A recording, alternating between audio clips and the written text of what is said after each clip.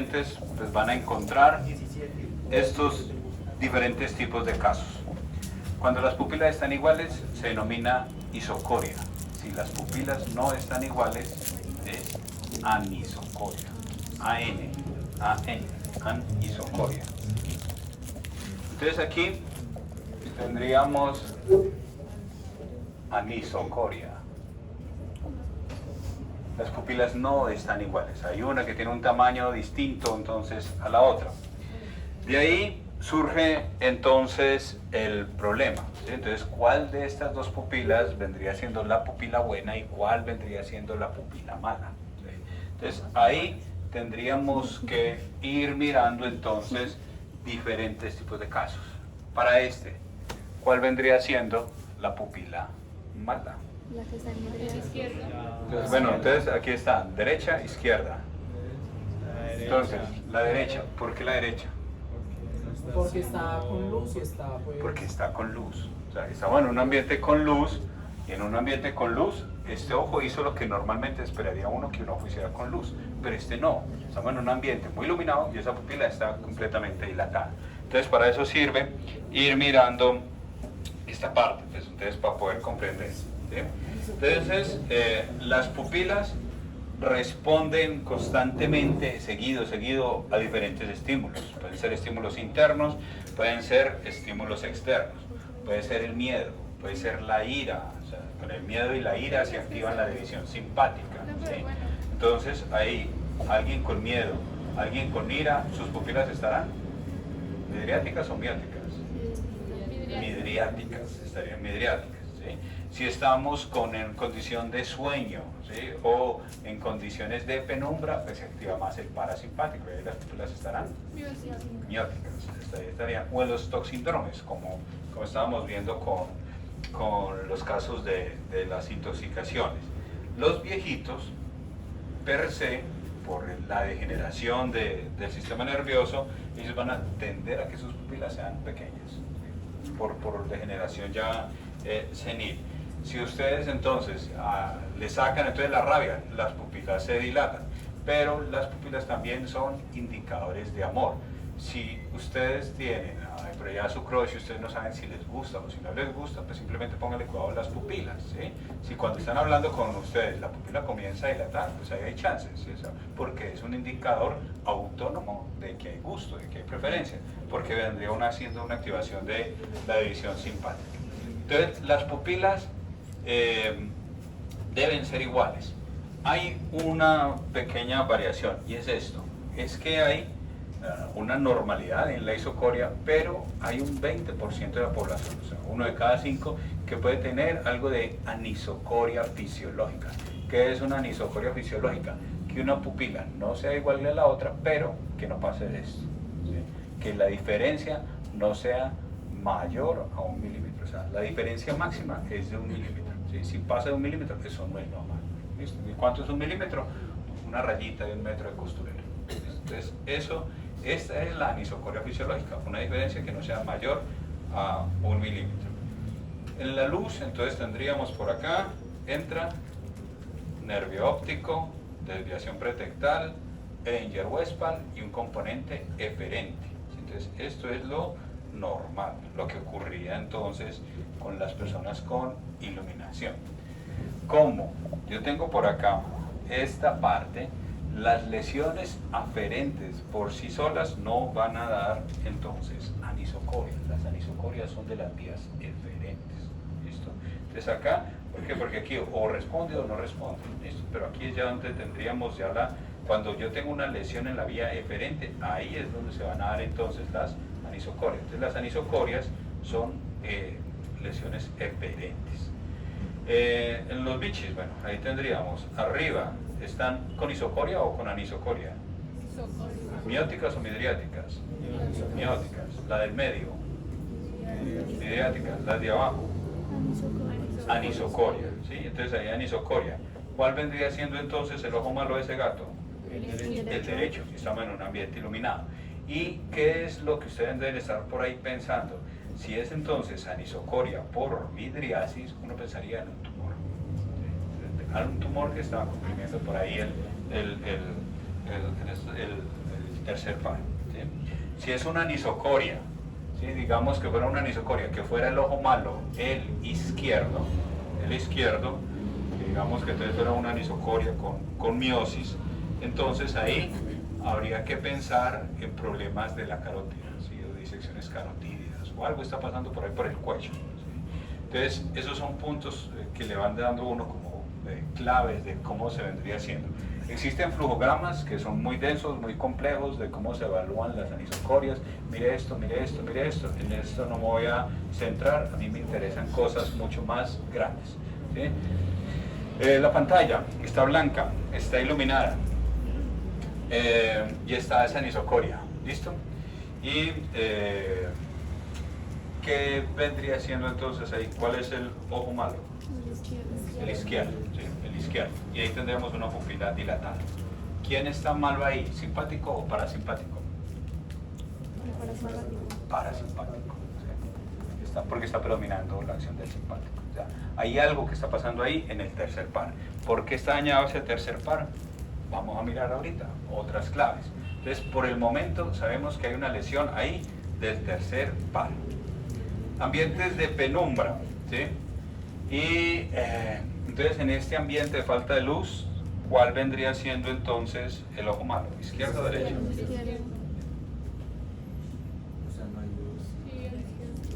El izquierdo, porque no hay luz. El izquierdo. ¿Por qué está malo el izquierdo?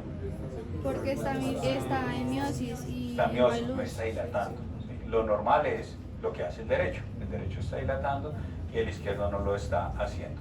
Si no está dilatando, ¿quién está malo? El simpático. El simpático. Está malo porque no está dilatando. Entonces ahí, si no está dilatando, entonces aquí el problema vendría siendo simpático. Por eso era lo que se les decía, que colocar solamente pupilas yo creo que normorreactivas, pues no se queda corto, porque yo necesito saber si esa anisocoria es en luz o si es en oscuridad, porque eso me va a determinar. Si ustedes encuentran a un paciente que tiene una anisocoria, pero además le encuentran otras cosas de un tercer par, es decir, un ojo caído y diplopia, por la parálisis del tercer par, ojo ahí, porque eso es urgente. ¿Sí? Eso no es para ustedes. Esta parte acá de una anisocoria con diplopia es para que lo evalúe rápidamente el servicio de urgencias.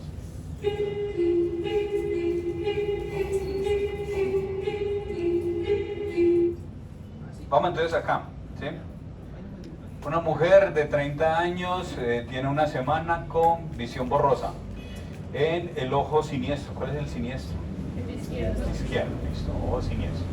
No tiene dolor, el esposo está viendo que ese ojo siniestro está dilatado. ¿Sí? Le habían hecho un examen vascular hace 3 días, está normal, la agudeza visual, bueno, esto me quedó invertido, está bien, ¿sí? No es 0,2, sino 20-20, ¿sí? En ambos ojos. ¿Sí? Tiene una midriasis en el ojo izquierdo, cuando se evalúa el fotomotor, casi no hay respuesta al fotomotor, y tiene una anisocoria que aumenta con la iluminación.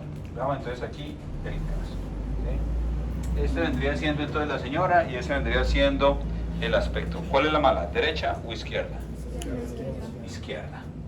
¿O derecha? Dijeron por ahí. No, izquierda. Izquierda. ¿Por qué está mala la izquierda?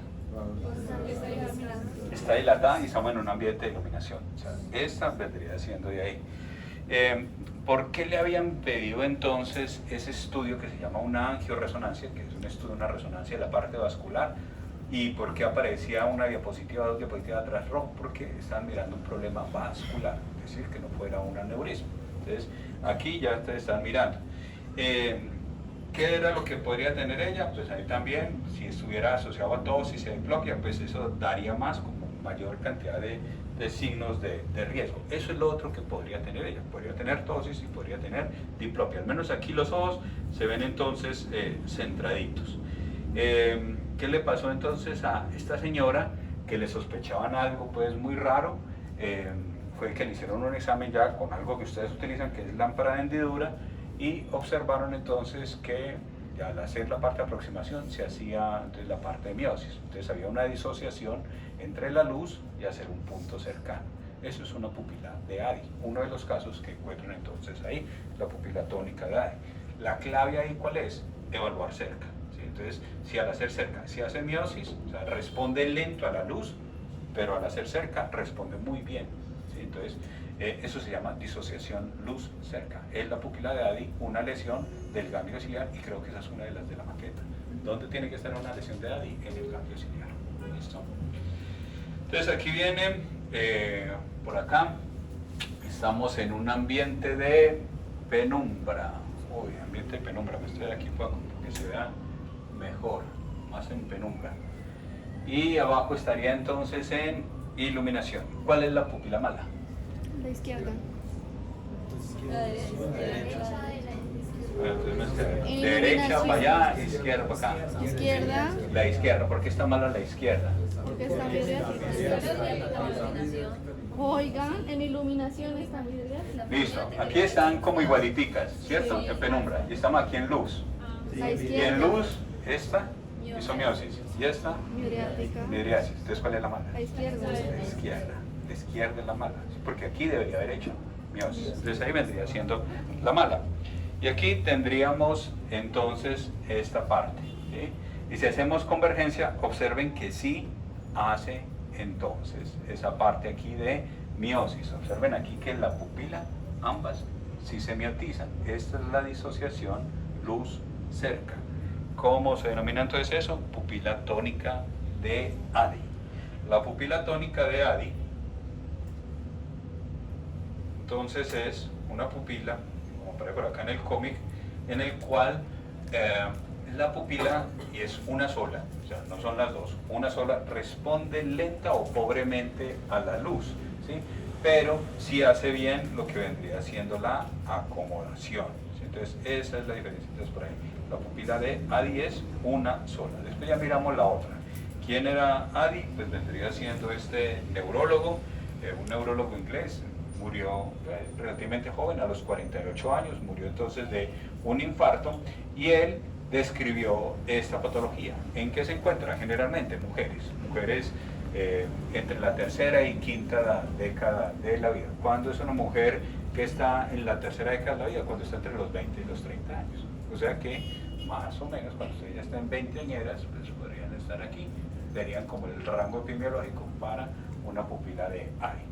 Es una mayoría, es unilateral, y ustedes ya luego aprenderán algo de farmacología, que es un test con pilocarpina. Resumen entonces de la pupila tónica de ADI. Entonces la pupila tónica de ADI tiene las siguientes características. Cuando se ilumina, responde muy poco o pobremente a la luz. Entonces la pupila queda aquí dilatada. Entonces hay una anisocoria. La pupila está dilatada y podría estar un poquito irregular. Reacciona lentamente hacia la luz, y como la lesión está aquí en el ganglio ciliar, sí hay algo, y es que puede hacer fácilmente lo que vendría siendo la acomodación. Causa, esto es un basurero, idiopática. Cuando aparece idiopática no se sabe por qué, pero le dio algo ahí en el ganglio ciliar. ¿Sí? Si vemos entonces por acá, ahí se ve en la secuencia de imágenes, aquí están dos pupilas, ¿sí?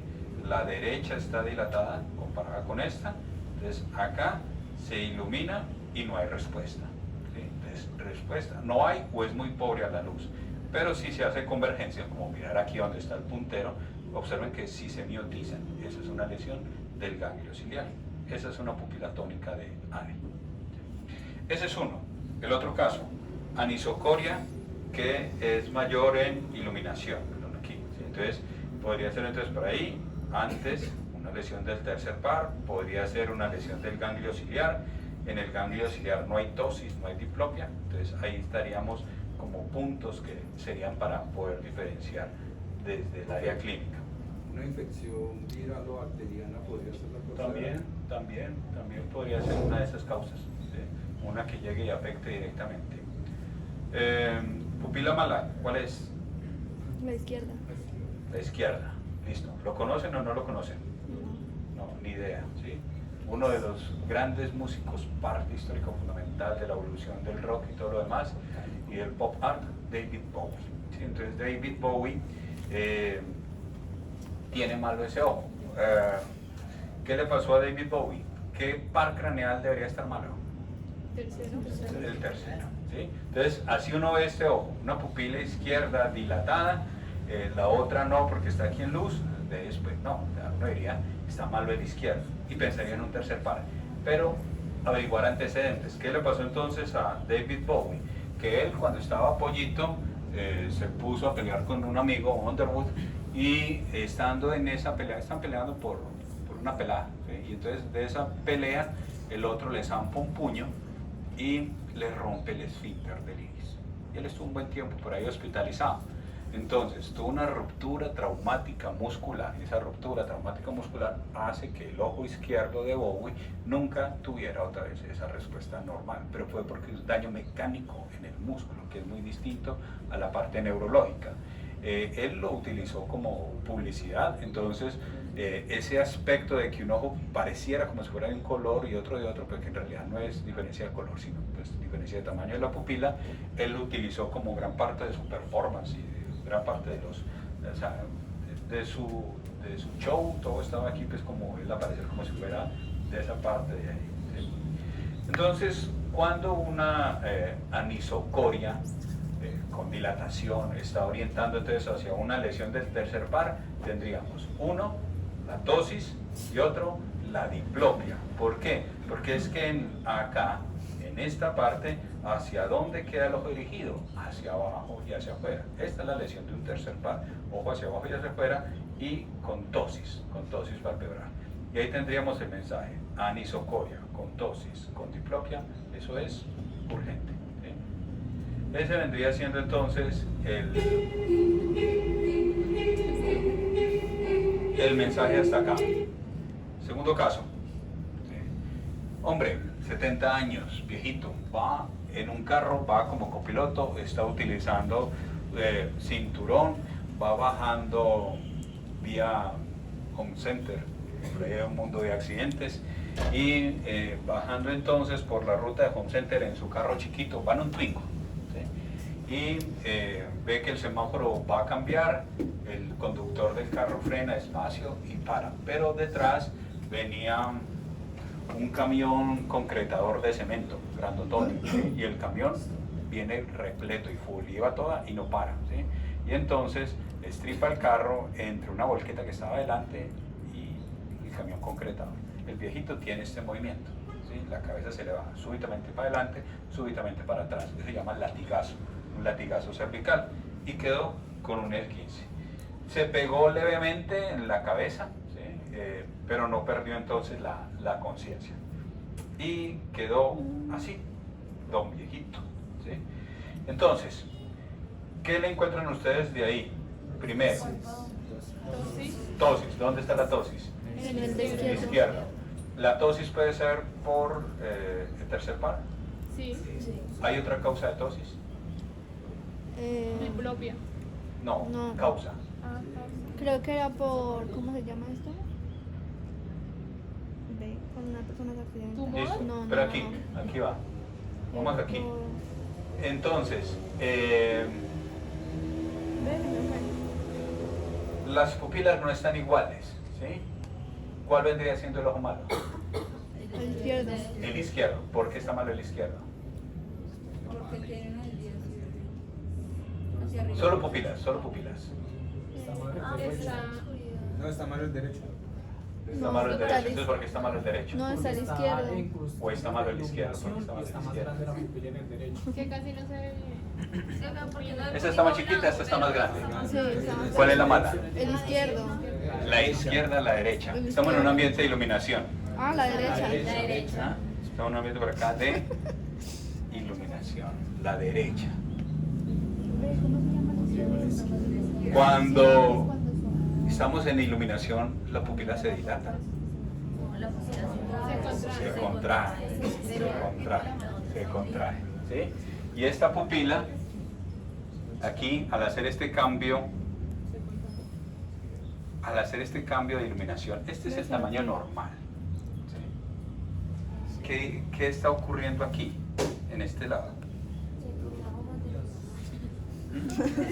¿Qué está ocurriendo en ese lado? Una sobreestimulación del tercer Una sobreestimulación del parasimpático. O sea, es imposible, o sea, no logra llegar a ese tamaño normal.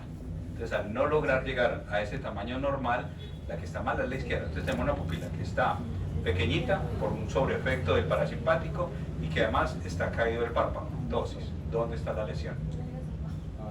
¿En qué división? ¿Simpático o parasimpático? Para Simpático. Simpático. ¿Sí? ¿Para qué sirve el simpático?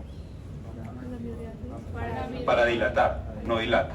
¿Sí? Y recuerden que esa era la pregunta aquí, el simpático también sirve para elevar el párpado. O sea, el parasimpático puede dar tosis por un compromiso del elevador del párpado superior. El simpático también puede dar tosis, pero por un compromiso del elevador del músculo accesorio de Müller. ¿Sí? Entonces, las dos divisiones pueden dar tosis, pero por eso hay que mirar el resto de cosas. Entonces, aquí hay tosis, pero tendríamos esto. Ese síndrome, específicamente para este caso, es la del viejito y el punto clave ahí, el movimiento del cuello. Si recuerdan la anatomía del simpático, recuerden que hay una parte del simpático que él se va pegando a una arteria, a la arteria carótida. Entonces, al estar ahí, el simpático es daño y por eso él quedó con tosis y con la pupila miótica. Eso es parte de un síndrome que se llama el síndrome de Horner. Entonces, el síndrome de Horner indica entonces que hay tosis palpebral por una lesión entonces del elevador del accesorio de Müller. Hay anhidrosis. Anhidrosis es que piel muy seca o piel muy húmeda. Muy seca. Seca, ¿sí? Y recuerden aquí, esa es una lesión del simpático. El simpático sirve para sudar, entonces aquí la piel estaría seca.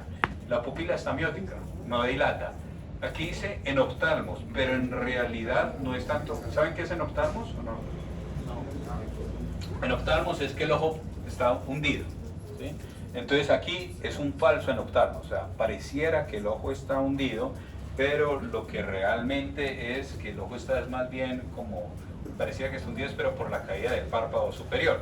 ¿Sí? Y habría una pérdida de un reflejo, que ese no lo hacen ustedes, que se llama el reflejo cilioespinal. Es un reflejo en el cual se pellizca en el cuello y la respuesta ante el dolor es que haya midriasis. ¿Sí? Entonces eso es una estimulación del simpático, pero eso no lo hacen ustedes. O sea, al menos por acá, hasta la primera de Pamela, ¿sí? Entonces de Pamela. Entonces esas vendrían siendo las características de un Horner. Recuerden que el Horner, lo que tendríamos por aquí es que nace por acá en el hipotálamo, llega hasta el cilio espinal de Buch, sube por aquí ya la primera neurona corta hasta llegar al ganglio cervical superior y de ahí sale la neurona larga para poder llegar y hacer midriasis. Pero si el viejito tenía una lesión por acá en la carótida y la división simpática viene aquí entorchada, este pedazo es entonces el que quedó comprometido. Por eso, en estos viejitos con el antecedente de tránsito, pues se hospitaliza. ¿Por qué? Porque el peligro es que tenga ahí un daño en la carótida. Le pedirá ya a los neuros una resonancia, un TAC, un Doppler, ¿sí? Pero ya vendría siendo mirar cómo está este pedazo de aquí. Entonces, ese es otro para hospitalizar. Entonces, por acá, esta señora, estamos por aquí en penumbra, ¿sí? Y ahí están entonces iluminándola. ¿La diferencia en dónde está? El izquierdo, está más pequeño. Anisocoria con el... ¿Cuál está mal? ¿El izquierdo? ¿Qué debería ser el izquierdo? En penumbra. Midriasis. Debe ser midriasis y no lo hace, ¿sí? Entonces por eso está aquí una parte en penumbra. Entonces la señora tiene también este lado, tendría esta parte de acá y podría tener esta piel seca, ¿sí? Y también podría estar rubicunda, o sea, un poquito roja, por esta parte de aquí, un Horner. ¿Qué le pasó a esta señora? Que esta señora sudaba mucho, ¿sí? Y se le olvidó decirle entonces al médico por allá, ya había una consulta de cualquier cosa, y se le olvidó decirle, y es que para el manejo del sudor le habían hecho un bloqueo cervical. Entonces cogen el ganglio cervical superior, le queman ahí con un tipo de sustancia y es para que la persona no sude. Uno de los últimos tratamientos que se utiliza para las personas que tienen demasiado sudor en las manos. Entonces es un Horner, pero es medicamentoso por un bloqueo cervical. Y el tercer caso es de este señor. Entonces vimos pupila de Addy, síndrome de Horner. Entonces en Addy la pupila está dilatada, hay disociación, luz cerca. En Horner hay una pupila que está miótica, más el enoftalmo, más la ptosis palpebral. En Argyll Robertson lo que ocurre es lo siguiente. Ese era el señor Argyll Robertson y fue un oftalmólogo y cirujano escocés. ¿Qué pasó con este señor?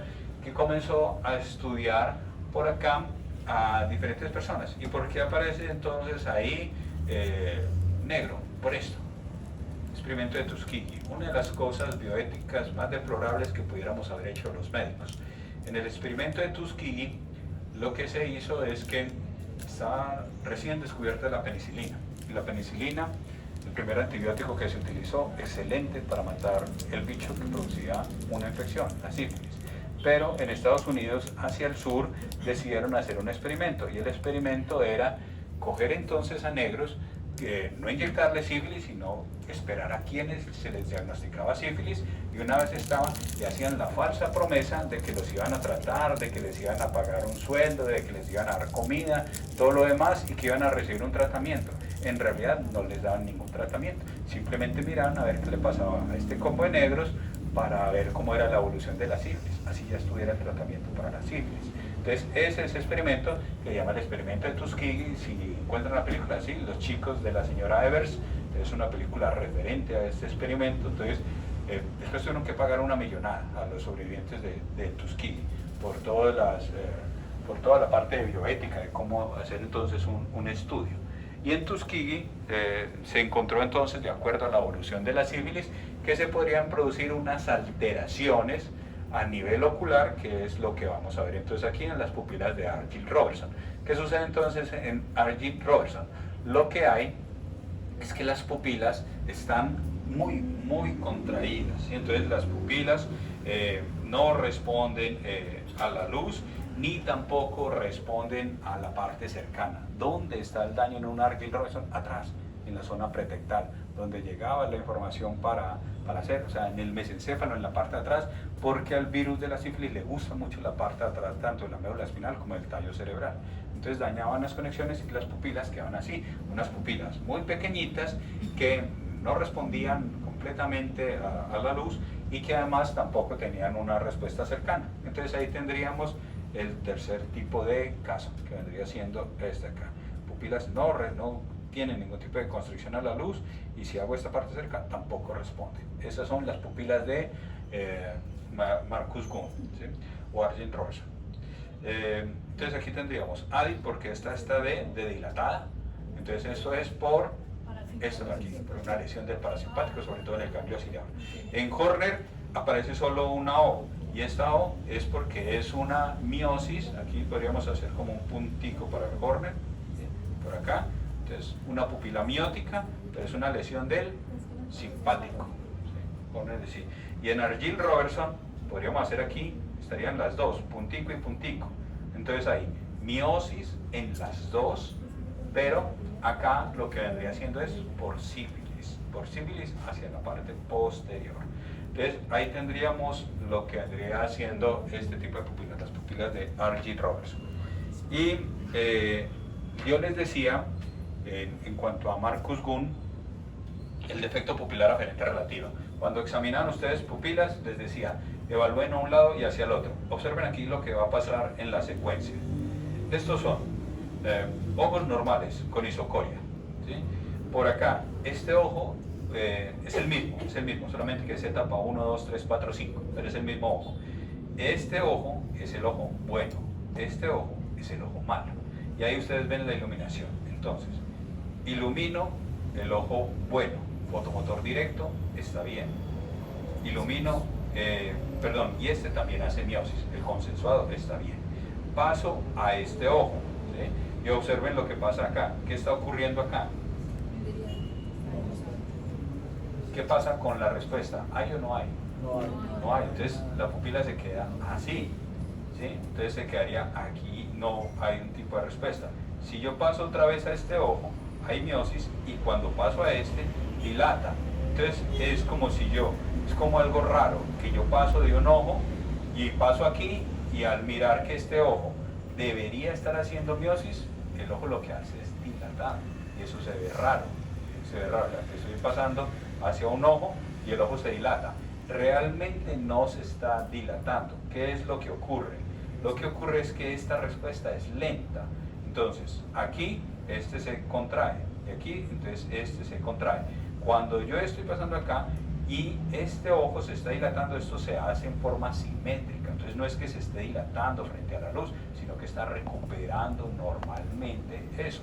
Eso es un problema de cómo entra la información hacia la vía visual, ¿sí? Entonces por eso esto es un defecto de la pupila, pero es aferente, o sea que eso está en el nervio óptico.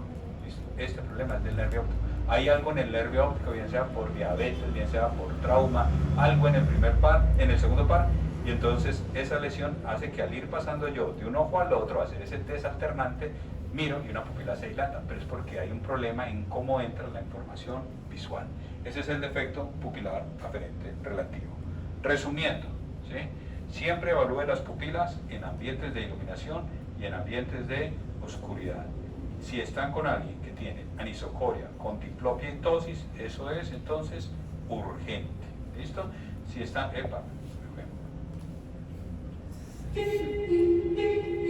si tienen una parálisis del tercer par, ¿sí? Piensen en un aneurisma o en un tumor.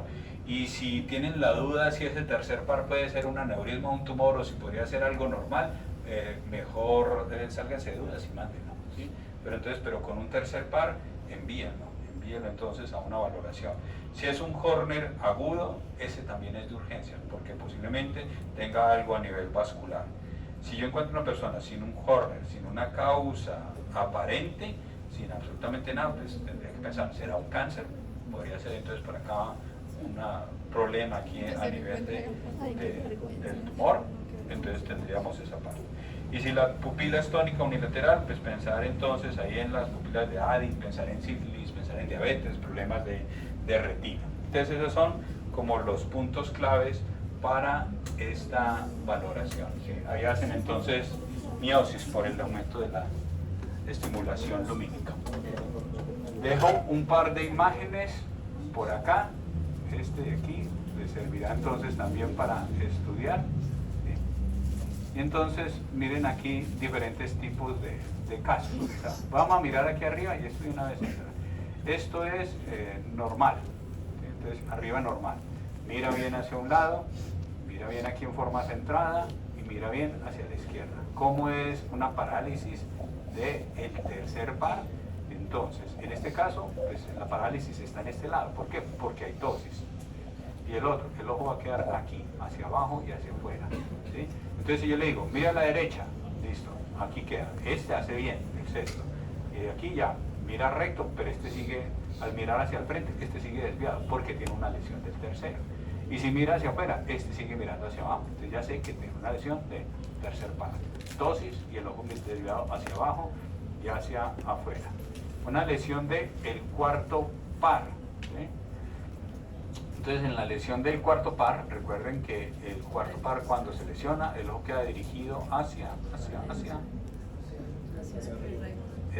¿sí? Hacia arriba y hacia adentro, ¿sí? Entonces si le digo, mire para este lado, va a mirar entonces hacia la derecha, bien, porque esto es una acción del sexto, ¿sí? Mire hacia el frente, aquí hay como una ligera, se ven raros, se ven extraños, pero si tengo que utilizar el del ojo malo, ¿sí? Entonces aquí, como mirar hacia esta parte interna y un poquito aquí hacia abajo, entonces este se vuela, ¿sí? Y echa entonces hacia abajo y hacia arriba. Lesión del cuarto. Lesión del sexto, no puede abducir, suponiendo que este fuera el ojo malo. Entonces acá, si le digo mire hacia la izquierda, este ojo se queda quieto, ¿sí? Este sí mira, pero este no. Entonces aquí tengo una lesión del sexto. Si tengo ya que mirar al otro lado, ahí sí va a funcionar, porque esta es una acción del tercer par. Entonces ahí ya tendrían cómo es esta parte de lesiones de los extraoculares.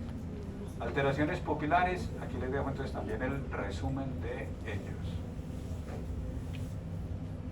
Encuentran pupilas normales, ¿sí? Cómo vendría siendo las pupilas mióticas, se los dejo porque esto ya lo acabé de explicar. ¿Qué pasa en un Horner?